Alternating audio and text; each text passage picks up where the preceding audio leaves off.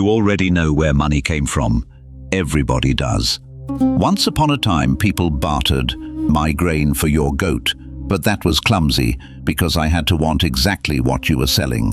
So, clever creatures that we are, we invented money to make trading smooth. It's a great story.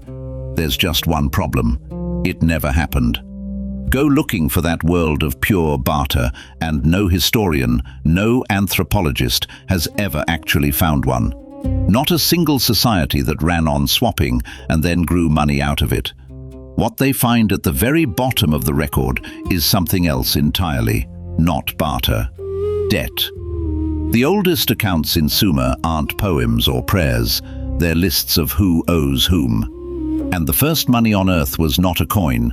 The coin wouldn't be invented for another 2,500 years. The first money was a number, a promise, a memory. This is the story of how humans invented the price of everything. Last time, we followed the tin roads, bronze forcing strangers a continent apart into a single web of trade. Durant put trade and money among the deep economic roots of civilization, the machinery that lets a society grow beyond the village. But to trade with someone you'll never see again, who worships different gods and answers to a different chief, you need to solve a genuinely hard problem. How do you agree what a thing is worth? Solve that, and you can knit the whole world together. And the solution humans found is stranger and older than the coins in your pocket. Start with the trade itself, because it's older than money, older than cities, older than writing. Thousands of years ago, before there was a Sumer, goods were already crossing staggering distances. Obsidian, volcanic glass for the sharpest blades, traveled from Anatolia. Copper came from Oman. And most astonishing of all, a brilliant blue stone called lapis lazuli was dug out of the mountains of Afghanistan and carried more than 1,000 miles over deserts and passes to end up around the necks of Sumerian priests and later on the mask of an Egyptian king. Think about that supply chain. No trucks, no roads, no shared language, just a relay of human hands passing a blue stone across a continent. But trade like that raises the hard question. When the lapis seller and the barley farmer finally meet, how much barley is a bead of lapis worth? And here's the leap. The people of Sumer answered it with an idea, not an object. They picked a standard, a fixed weight of silver, and they called that weight a shekel. Now, crucially, a shekel was not a coin. There were no coins. A shekel was a unit, like a kilogram or an inch, a measure of worth. You could price a field, a day's labor, a jar of oil, all in shekels of silver, and settle the bill in silver by weight, or in barley, or simply by writing it down as a debt to be paid later. Money, in other words, was born as a ruler, a yardstick for value, and as a record. Not something you hold, something you count. And once you can count what people owe, you can do something extraordinary and a little dangerous. You can lend. The temples of Sumer became the world's first banks. They stored the grain, they kept the weights, and they made loans. And they charged interest. Here's the detail I love. The Sumerian word for interest was mash, and mash also meant a baby goat. Sit with that. To them, interest was the natural offspring of a loan. The way a herd of goats naturally breeds more goats. Lend out your silver, and, as if by biology, it gives birth to more silver. They looked at money and saw a living thing that multiplies. That single metaphor is the seed of the entire financial world. But it had a shadow. A farmer who borrowed grain and then lost a harvest could fall behind, and the interest kept breeding whether his crops did or not. Fall far enough, and you could be seized for your debts. Your land, your labor, your children, yourself. Debt could turn a free person into a slave. And if you have ever lain awake over money you owe, you already know the grip of this thing. That quiet dread is not modern. It is older than coins, older than writing, one of the very oldest feelings civilization ever handed us.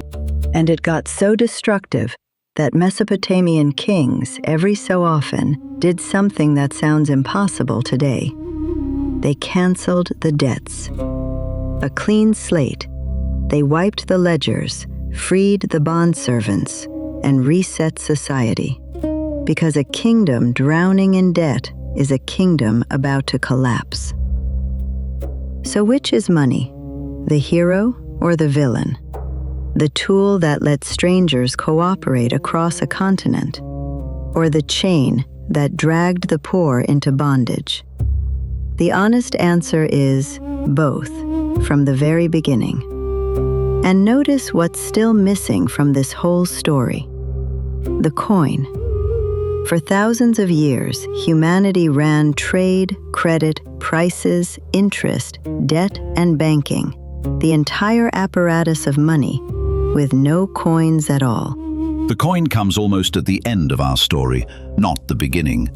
It's only around 2,600 years ago, in a kingdom called Lydia, that someone first stamps a lump of pale gold silver into a standard piece and mints the world's first coins.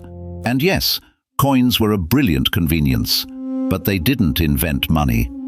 Money was already thousands of years old, which flips the whole story on its head.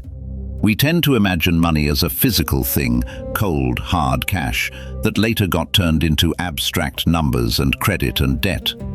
The truth runs the other way. Money started as the abstraction, a number, a measure, a promise, a record of obligation between people. The cash came later, as a portable token for a trust that already existed. Money, at its root, is not silver or gold. It's memory, a way of remembering who did what for whom, so that people who will never meet and may never trust each other can still cooperate. It is one of the most powerful ideas our species ever had, and it raises a question that has haunted every society since. All these debts, all this silver, all these promises, somebody has to keep the accounts. Somebody has to decide whose debt is enforced and whose is forgiven. And whoever that somebody is holds a terrifying amount of power. Next time on Civilization OS. We've built cities, writing, metal, and money, and every one of them piles up in the same place. The temple, the storehouse, the man who keeps the accounts and commands the guards. Slowly, that concentration hardens into something no human being had ever bowed to before: a state and a king. Nobody voted for him. So how did one person ever get the rest of us to obey?